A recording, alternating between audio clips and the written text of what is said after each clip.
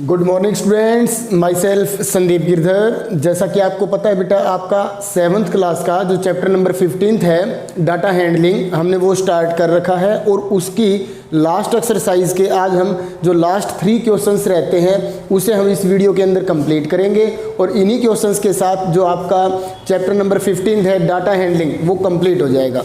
तो देखिए हम स्टार्ट करते हैं क्वेश्चन नंबर 8। तो देखिए क्वेश्चन नंबर 8 के अंदर हमारी जो स्टेटमेंट है वो मैं एक बार आपको यहाँ दिखाना चाहूँगा। आप यहाँ से इसका स्क्रीनशॉट ले सकते हो। वैसे सभी बच्चों के पास बुक भी है और उस बुक में से आप स्टेटमेंट देखना, अदरवाइज इसकी एक बार आप स्क्रीनशॉट ले सकते हो जिन बच्चों के पास बुक नहीं है। तो ये देखिए question number 8, draw a double bar graph to compare the data in the given table. तो देखिए हमारे पास इसके अंदर एक टेबल गिवन है, एनरोलमेंट इन कंप्यूटर कोर्सेज इसमें गिवन है और हमें जो फर्स्ट कॉलम है उसमें गिवन है ईयर ओब्लिक कोर्स। तो देखिए बेसिक, लोगो, कंप्यूटर साइंस यूजिंग सॉफ्टवेयर, और इसके अंदर हमें फर्स्ट ईयर के अंदर जो दे रखा है वो क्या है 130, लोगो में 40, कंप्यूटर साइंस में 10, यूजिंग सॉफ्टवेयर में 20, और 2 ईयर में क्या गिवन है 260, 110, 30 और 90। तो हमें सबसे पहले इसका क्या बनाना है, एक डबल बार ग्राफ बनाना है और फिर हमें इसमें यह भी बताना है कि इसका कौन सा जो स्केल होगा वो हमें प्रीफर करना चाहिए। तो डबल बार ग्राफ बनाने के लिए आप सभी बच्चों को पता ही है हम क्या लेते हैं, एक तो वर्टिकल एक्सिस लेते हैं और दूसरा हॉरिजॉन्टल एक्सिस। तो इसमें जो वर्टिकल है उसे हम क्या कहेंगे वाई एक्सिस। हम इसे जहाँ तक वेरी करना चाहें आगे कर सकते हैं। इसी तरह ये जो होगा हमारा ये हो जाएगा एक्स एक्सिस, और ये जो पॉइंट है ये ओरिजिन पॉइंट है, हम इसे ओ से या 0 से रिप्रेजेंट करेंगे। अब देखिए नीचे तो हम ले लेते हैं कोर्स और यहाँ पे हम ले लेंगे ईयर। ईयर भी हमें क्या गिवन है, first year, second year. First year में देखिए ये क्या है हमारे पास 130, draw a bar graph to compare the data in the given table enrolment in computer courses. तो यहाँ पे हम फर्स्ट ईयर में और सेकंड ईयर में एनरोलमेंट गिवन है, तो इसके अंदर हम एक रिप्रेजेंट कर देते हैं कि जो इस तरह से शेडिड होगा वो तो है हमारा ईयर 1, और जो हम ब्लैंक छोड़ेंगे उसके अंदर हम लिख लेते हैं ईयर 2। तो सबसे पहला है 130, फिर है 40, फिर 10, फिर 20। तो हम ऐसा करते हैं इसके अंदर 40 का वो बना लेते हैं, या 50 का भी बनाना चाहें तो हम 50 का भी बना सकते हैं, 50 एनरोलमेंट। तो 50, 100, 150, 200, 250 और यहाँ पे हम ले लेंगे 300। ये सभी एनरोलमेंट्स हैं और इधर कोर्स है। तो देखो बेसिक के अंदर पहले है 130, तो 130 एक आपको पता है एक स्पेस हमें यहाँ पे देना है। तो 130 कहाँ पे होगा, देखो इसके अंदर हम क्या करेंगे, जो 10 छोटी छोटी लाइंस होंगी उसके अंदर 2 का हम 1 पॉइंट बना लेंगे जिसे हम 10 एनरोलमेंट से रिप्रेजेंट करेंगे। तो देखो अब 0 से 50 में, 50 से 100 में, 100 से 150 में, 130 कहाँ पर आएगा 100 के बाद 150 है, तो इसके बीच में 2 + 2 + 2 6 जो छोटी छोटी लाइन होंगी, तो जो 6 वाली लाइन होगी वो 130 को रिप्रेजेंट करेगी। तो हम 130 को यहाँ पे इस तरह से थोड़े हम इसको स्मॉल साइज में लेंगे, पर आपको जो बॉक्स गिवन है आपने वैसे ही लेना है। तो इसको हम शेडिड कर देते हैं, ये हमारा रिप्रेजेंट करेगा 1 ईयर को। इसके बाद है सेकंड ईयर का जो होगा बेसिक में वो होगा 260। तो 260 के लिए हमें ऊपर चलना होगा 200 और 250 के बाद जो 2 लाइंस होंगी छोटे वाली वो रिप्रेजेंट करेंगी 10 को। तो इस तरह से हमने इसको ब्लैंक छोड़ देना है। तो ये हमारा जो कोर्स हो जाएगा वो क्या हो जाएगा बेसिक होगा। इसके बाद है लोगो। तो लोगो वाले में हमें क्या करना है, एक बॉक्स तो हमें खाली छोड़ देना है, फिर 40। तो 50 से नीचे ही हमें यहाँ पे 40 दिखाई देगा, तो हम यहाँ पे इसको शो कर देते हैं और इसको शेडिड भी कर देंगे। 40 के अपोन में है 110, तो 110 हमें ऊपर चलना पड़ेगा, यहाँ पर आएगा 110। तो इस तरह से हमने इसको रिप्रेजेंट करना है और इसके नेम क्या होगा लोगो, जो कोर्स होगा वो होगा लोगो। अगला है कंप्यूटर साइंस। कंप्यूटर साइंस में ओनली 10 है, तो 10 के लिए आपको यहाँ पे आना होगा इस तरह से। ये 10 हो गया और 10 के बाद थोड़ा और भी हम इसको कम कर सकते हैं 10 वाले को, इसके अकॉर्डिंग जब आप इसको करोगे तो आपको दिखाई दे जाएगा जब आप एक्चुअल बनाओगे ग्राफ पेपर के ऊपर। और फिर है 30 के लिए आपको थोड़ा सा इसमें इंक्रीज़ करना होगा इसके अकॉर्डिंग, और इसको हम क्या कर देंगे, शेडिड कर देंगे, और ये हमारा होगा कंप्यूटर साइंस। ठीक है, कंप्यूटर साइंस के बाद है यूजिंग सॉफ्टवेयर। तो सबसे पहले 20, तो 20 वाला ये हो जाएगा 20। फिर इसके बाद है 90, तो 90 के लिए हमें इंक्रीज़ करना होगा, यहाँ पे इस तरह से ये 90 आ जाएगा, और हम इसको क्या कर देंगे, शेडिड, और ये हमारा हो जाएगा यूजिंग सॉफ्टवेयर। ठीक है, तो इस तरह से जो आपका डबल बार ग्राफ है वो कंप्लीट हो चुका है। हमारा स्केल भी आ गया। स्केल हमें यहाँ लिखना है, तो स्केल में हम क्या लिखेंगे, जो 1 यूनिट है उसे हम रिप्रेजेंट करेंगे 50 एनरोलमेंट से। ठीक है, तो ये आपका क्वेश्चन नंबर 8 कंप्लीट हो चुका है। अब इसके बाद देखिए क्वेश्चन नंबर 9।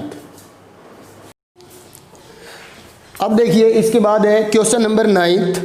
इस 9th की भी आप एक बार स्टेटमेंट को देख सकते हो बेटा अच्छे से, और इसका स्क्रीनशॉट लेना है तो वो भी ले लीजिए आप। अब देखिए, the performance of a student in first term and second term is given, draw a double bar graph choosing appropriate scale and answer the following. Subject given है इंग्लिश, हिंदी, मैथ, साइंस और एसएस। इसके अंदर first term और second terms के marks given है, तो हमें उन मार्क्स को यूज़ करके डबल बार ग्राफ बनाना है फर्स्ट टर्म का और सेकंड टर्म का, और फिर उनके बाद कुछ क्वेश्चंस गिवन है उनके हमें आंसर भी देने हैं। तो सबसे पहले हम यहाँ पे डबल बार ग्राफ बनाते हैं। तो डबल बार ग्राफ बनाने के लिए आपको वही काम करना होगा, एक हॉरिजॉन्टल और एक वर्टिकल एक्सिस लेनी है। जो हॉरिजॉन्टल एक्सिस है हमारी एक्स एक्सिस, उसको तो हम लिख देंगे यहाँ सब्जेक्ट से शो कर देंगे, सब्जेक्ट्स हो जाएंगे, और इधर जो होंगे वो होंगे मार्क्स, और वो मार्क्स भी कौन से होंगे, फर्स्ट टर्म और सेकंड टर्म के। तो इसके अंदर देखिए मार्क्स में 67, 72, 88, 81, 73, तो हम 10-10 का ही बनाएंगे, क्योंकि जो स्मॉल 1-1-1-1 लाइन होंगी वो 1 मार्क्स को रिप्रेजेंट करेंगी। तो ये 10, 20, 30, 40, 50, 60, 70, इसको आगे एक्सटेंड कर देंगे हम 80, और देखते हैं हम 80 से ज़्यादा भी हैं, यस हैं इसके अंदर। तो ये हमारा 90 ले लेते हैं, क्योंकि 90 से ज़्यादा मार्क्स इसके अंदर 95 भी है, तो यहाँ पे हम 100 ले लेंगे। एक बार इस क्वेश्चन नंबर 9 को इरेज कर देता हूँ मैं। तो ये 100 तक हमने ले लिया है। ठीक है, ये मार्क्स हैं, और इसके अंदर अब हमें यहाँ रिप्रेजेंट करना है, जो शेडिड वाला है वो तो होगा फर्स्ट टर्म के जो मार्क्स होंगे उसको रिप्रेजेंट करेगा, और जो ब्लैंक वाला है वो किसको रिप्रेजेंट करेगा, सेकंड टर्म्स में जो मार्क्स उसने ऑब्टेन किए हैं आउट ऑफ 100, मैक्सिमम मार्क्स 100 है उसमें से। और स्केल हम यहाँ पे क्या लिखेंगे, इसका 1 यूनिट या 1 सेंटीमीटर जो है वो रिप्रेजेंट करेगा 10 मार्क्स को। तो अब हम यहाँ इंग्लिश सब्जेक्ट में 67 मार्क्स हैं, तो देखो 60 और 70, तो 65 हो जाएगा, 65, 67, 67 हमारा ये यहाँ आ गया। तो इसको हम इस तरह स्केल की हेल्प आपने ज़रूर लेनी है, ऐसा ना हो कि वैसे ही बनाने लग जाओ। तो ये हमारा शेडिड हो जाएगा। इसके बाद सेकंड टर्म के अंदर उसने 70 मार्क्स ऑब्टेन किए हैं, तो 70 थोड़ा सा इससे ऊपर होगा। तो इस तरह से ये आपका जो इंग्लिश सब्जेक्ट का है वो कंप्लीट हो गया है डबल बार ग्राफ। हिंदी में 72, तो एक स्पेस आपने खाली छोड़ देना है, 72 के अंदर ये थोड़ा सा इससे इंक्रीज हो जाएगा। बाकी एक्चुअल में तो आपको जब आप ग्राफ पेपर के ऊपर बनाओगे वहाँ से आपको एग्जैक्ट पता चल जाएगा। बोर्ड पे तो 1-2 पॉइंट ऊपर नीचे हो जाते हैं, क्योंकि हमारे पास एग्जैक्ट स्केल नहीं है। और 65, तो 65 हम इसके बिल्कुल सेंटर में लेंगे, ये हो जाएगा 65, और इसको जो है, तो ये हमारा सब्जेक्ट है हिंदी। अब हिंदी के बाद मैथ्स है, तो मैथ्स में 88, तो देखो 88 कहाँ होगा, 90 से बिल्कुल नीचे 2 पॉइंट्स कम होंगे, तो ये हमने ले लिया 88, और इसको हमें शेडिड करना है क्योंकि ये फर्स्ट टर्म के मार्क्स हैं, और सेकंड टर्म के जो मार्क्स हैं वो है 95, तो 95 हमारा 100 से बिल्कुल हाफ कम होगा, 90 और 100 के बिल्कुल सेंटर में होगा। तो ये हमारा मैथ्स का रिकॉर्ड है फर्स्ट टर्म और सेकंड टर्म का। इसके बाद है साइंस, तो साइंस के अंदर देखिए 81 है, तो सबसे पहले यहाँ हम लिखते हैं 81 का, यहाँ ये है 81, ये 81 का शेडिड ज़रूर करना है क्योंकि फर्स्ट टर्म के मार्क्स हैं। फिर इसके बाद 85 इंक्रीज़ हो गए हैं, 85 बिल्कुल इसके सेंटर में आ जाएगा 80 और 90 के। और यहाँ सब्जेक्ट का नेम होगा साइंस। अब साइंस के बाद हमारा जो सब्जेक्ट है वो है एसएस। एसएस में 73, तो देखो 73 यहाँ होगा। तो इस तरह से आपने एक बॉक्स छोड़ करके ऐसे यूज़ करना है। शेडिड किस लिए कर रहे हैं वो सभी बच्चों को पता चल चुका है, क्योंकि ये फर्स्ट टर्म के मार्क्स हैं। और फिर है 75, तो 75 में हम 2 पॉइंट्स इंक्रीज़ कर देंगे, तो ये हो जाएगा हमारा एसएस सब्जेक्ट का भी डबल बार ग्राफ प्रिपेयर हो जाएगा। तो इस तरह से ये तो हमारा डबल बार ग्राफ बनकर तैयार हो गया बेटा। अब इसके बाद हमें कुछ क्वेश्चंस के आंसर देने हैं, तो मैं क्वेश्चन आपके सामने रीड कर रहा हूँ और फिर आप उसको समझ करके उसके जवाब देना। देखो, in which subject has the child improved his performance the most. आपको ये बताना है कि ऐसा कौन सा सब्जेक्ट है जिसके अंदर उस बच्चे ने सबसे ज़्यादा अच्छी परफॉर्मेंस की है। मतलब फर्स्ट टर्म में उसके कम मार्क्स थे और सेकंड टर्म के अंदर उसके बहुत ज़्यादा नंबर आए हैं, मतलब सभी सब्जेक्ट्स को मिला करके। तो हम इस बार ग्राफ को भी देख सकते हैं, अदरवाइज इस टेबल से भी पता लग जाएगा। तो देखिए, इंग्लिश में 67 थे तो 70 हुए, तो 3 मार्क्स इंक्रीज हुए। हिंदी में 72 थे, कम हो गए तो 65, ये अच्छा नहीं हुआ इसके लिए। मैथ्स में 88 थे बट इसके 95 मार्क्स हो गए हैं, तो इसका मतलब इसके 7 मार्क्स इंक्रीज हुए हैं। और साइंस में 81 से 85 हुए हैं और एसएस के अंदर 73 से 75, तो इसका मतलब मैथ सब्जेक्ट के अंदर उसने सबसे ज़्यादा मतलब परफॉर्मेंस अच्छी आई है। तो 9 का जो ए पार्ट होगा उसमें हमारा जो सब्जेक्ट आ जाएगा वो क्या होगा, मैथ्स हो जाएगा। इसके बाद है B part, in which subject is the improvement the list. बताना है आपको कौन सा ऐसा सब्जेक्ट है जिसके अंदर जो इम्प्रूवमेंट है वो सबसे कम है। तो इसमें भी हम माइनस करके देखें। इंग्लिश में 3 का डिफरेंस है, हिंदी के अंदर इसके अंदर देख सकते हो आप ये कम ही हुआ है, मैथ्स के अंदर और फिर साइंस के अंदर 4 है, एसएस के अंदर सिर्फ 2 मार्क्स ही इंप्रूव हुए हैं। तो इसलिए यहाँ पे हमारा जो सब्जेक्ट आ जाएगा वो क्या आ जाएगा, एसएस आ जाएगा। इसके बाद है सी ऑप्शन, जो कि इसी क्वेश्चन का लास्ट ऑप्शन है, has the performance gone down in any subject. कोई ऐसा सब्जेक्ट भी है जिसके अंदर परफॉर्मेंस फर्स्ट टर्म की बजाय सेकंड टर्म में डाउन हुई हो, तो यस है, हिंदी है। हिंदी के अंदर देखो फर्स्ट टर्म में उसने बच्चे ने 72 मार्क्स ऑब्टेन किए थे बट सेकंड टर्म के अंदर उसके 65 मार्क्स आए हैं। तो वो सब्जेक्ट का हमें नेम बताना है, तो वो सब्जेक्ट क्या हो जाएगा, हिंदी। तो इस तरह से बेटा ये क्वेश्चन नंबर 9 आपका कंप्लीट हो चुका है। अब देखिए इसके बाद क्वेश्चन नंबर 10। अब देखिए इसके बाद है क्वेश्चन नंबर 10 और इस एक्सरसाइज का ये लास्ट क्वेश्चन है।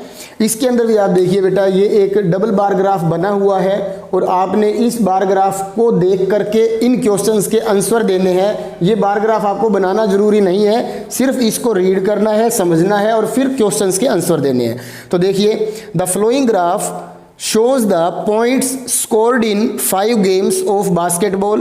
Study the graphs and answer the questions that follow.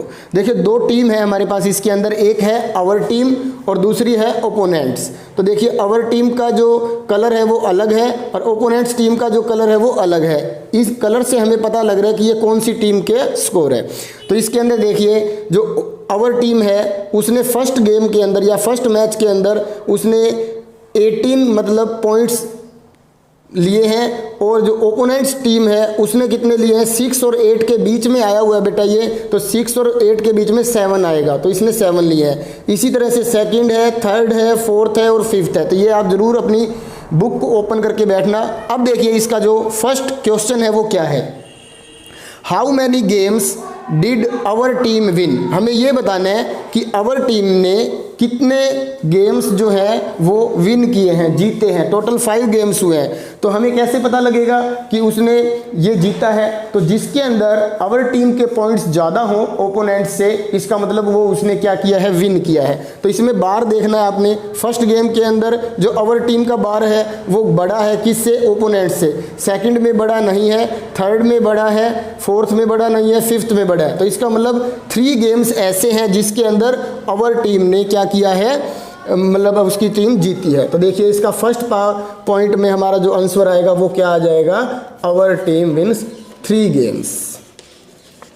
इसके बाद है second point, what is the highest score, आपको ये बताना है कि इन 5 मैचों में हाईएस्ट स्कोर क्या है। तो हाईएस्ट स्कोर जो है वो क्या है, 18 है, देख सकते हो आप।